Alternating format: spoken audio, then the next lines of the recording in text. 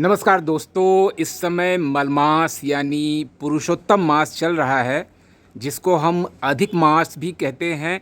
दोस्तों, ये महीना बहुत ही पवित्र महीना माना जाता है और इसी महीने में लगा है नौतपा। देखिए, 25 मई से नौतपा की शुरुआत हो गई है और 25 मई को ही 3:27 पर रात में सूर्यदेव ने रोहिणी नक्षत्र में प्रवेश किया है और रोहिणी नक्षत्र में वे 15 दिन रहेंगे और उसके बाद वो मृगशिरा नक्षत्र में प्रवेश कर जाएंगे। तो ये जो नौतपा है यानी शुरू के जो 9 दिन हैं जिसमें सूर्यदेव रहेंगे रोहिणी नक्षत्र में, इसका बहुत ही खास महत्व है। खास तौर से पर्यावरण की दृष्टि से, केवल पर्यावरण की दृष्टि से ही नहीं बल्कि वास्तु और ज्योतिष के हिसाब से भी इस नौतपा का बहुत ही महत्व है। दोस्तों, मैं आपको बताऊं कि पर्यावरण की दृष्टि से क्या महत्व है।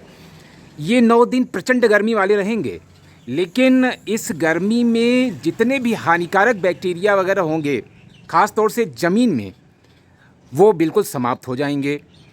आगामी जो वातावरण आएगा मानसून वाला, एक तो मानसून जल्दी आएगा इस नौतपा की वजह से, टाइम पर आएगा।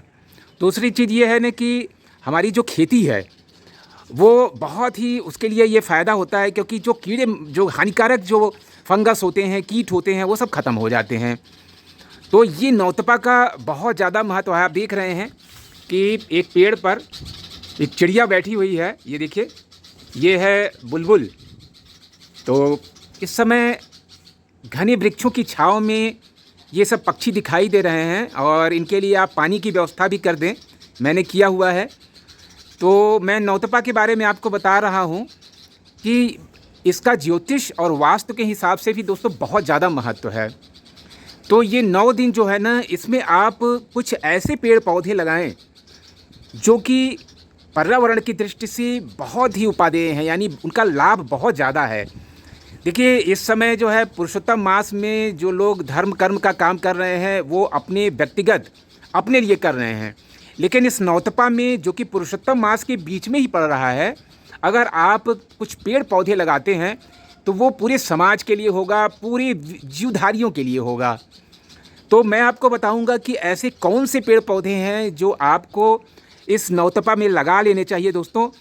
और ईश्वर की तरफ से एक तरह से आपको वरदान मिलेगा, ईश्वर की कृपा आपको प्राप्त होगी अगर आप ऐसे पेड़ पौधे लगा लेते हैं। तो देखिए, सबसे जो महत्वपूर्ण पौधा आपको मैं बताता हूँ वो है बरगद का पौधा। तो ये देखिए, ये है बरगद का पौधा और आपको भी कोई भी जगह मिले तो एक बरगद का पौधा ज़रूर लगाइए। किसी खाली स्थान पे लगाते हैं तो बहुत ही बेहतर माना जाएगा। और बरगद का पौधा धार्मिक दृष्टि से इसका तो बहुत इम्पोर्टेंस है और इसकी घनी छाँव में तमाम तरह के जो जीवधारी होते हैं वो बसेरा लेते हैं। तो सबसे इम्पॉर्टेंट, सबसे महत्वपूर्ण पौधा ये बरगद का पौधा आप ज़रूर लगाएं। दूसरे पौधे के बारे में मैं आपको बताता हूँ। दूसरा पौधा जिसे आपको लगाना है वो है बेल का पौधा। आप तो जानते ही हैं कि आगे का महीना जो होगा, वो जो सावन का महीना होगा, उसमें शंकर भगवान की पूजा इस बेल के पत्तों से ही की जाती है और इसके नीचे की तो मिट्टी भी जो है बहुत ही पवित्र मानी जाती है। तो इस बेल के पौधे को आपको ज़रूर लगाना है। इतनी कड़कड़ाती गर्मी में इसका जो फल होता है, जिसको हम अमृत के समान अमृत फल मानते हैं, तो इस गर्मी से बचाव के लिए इसकी पत्ती, इसका फल, ये सारा जितना इसका पूरा अंग होता है वो मनुष्य के लिए बहुत ही फ़ायदेमंद होता है। तो इस नौतपा में आपको इसको लगाना है, आप इसको ज़रूर लगाएं। बहुत ही पवित्र पौधा दोस्तों ये माना जाता है और भोलेनाथ की कृपा बनी रहेगी अगर आपने इस पौधे को अपने घर में गमले में लगा लिया या कहीं भी लगा दिया। तो अगला पौधा मैं आपको बताता हूँ।